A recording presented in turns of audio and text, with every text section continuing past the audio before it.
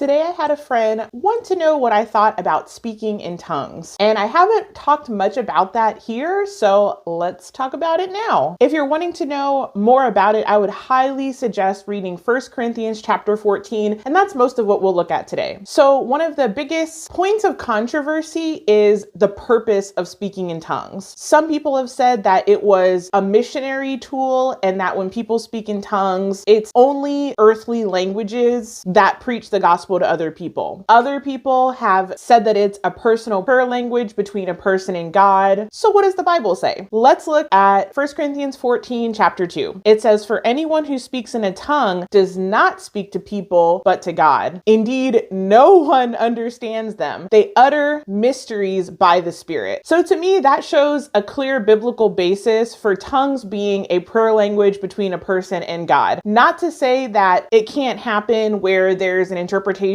and it's an earthly language, but I kind of want to address more of the prayer language. Now, in this chapter, Paul is really careful to contrast praying in tongues versus prophesying because they have different purposes. Verse 3 says, "But the one who prophesies speaks to people for their strengthening, encouraging, and comfort. Anyone who speaks in a tongue edifies themselves, but the one who prophesies edifies the church." Verse 5, "I would like every one of you to speak in tongues, but I would rather have you prophesy. The one who prophesies is greater than the one who speaks in tongues unless someone interprets so that the church may be edified." Now, verse 13 does say, "For this reason, the one who speaks in a tongue should pray that they may interpret what they say." Verse 14 says, "For if I pray in a tongue, my spirit prays, but my mind is unfruitful. So what shall I do? I will pray with my spirit, but I will also pray with my understanding. I will sing with my spirit, but I will also sing with my understanding." Verse 27 goes on to say, "If anyone speaks in a tongue, two or at the most three should speak one at a time, and someone must interpret. If there is no interpreter, the speaker should keep quiet in the church and speak to himself and to God." Now, verse 39 is really important. It says, "Therefore, my brothers and sisters, be eager to prophesy and do not forbid speaking in tongues, but everything should be done in a fitting and orderly way." Now, let's hear from Mark 16, 17 through 18. It says, "And these signs will accompany those who believe. In my name, they will drive out demons. They will speak in new tongues. They will pick up snakes with their hands. And when they drink deadly poison, it will not hurt them at all. They will place their hands on sick people and they will get well." So that's just scratching the surface. But if you have any questions, let me know and I'll see if I can answer. God bless you guys.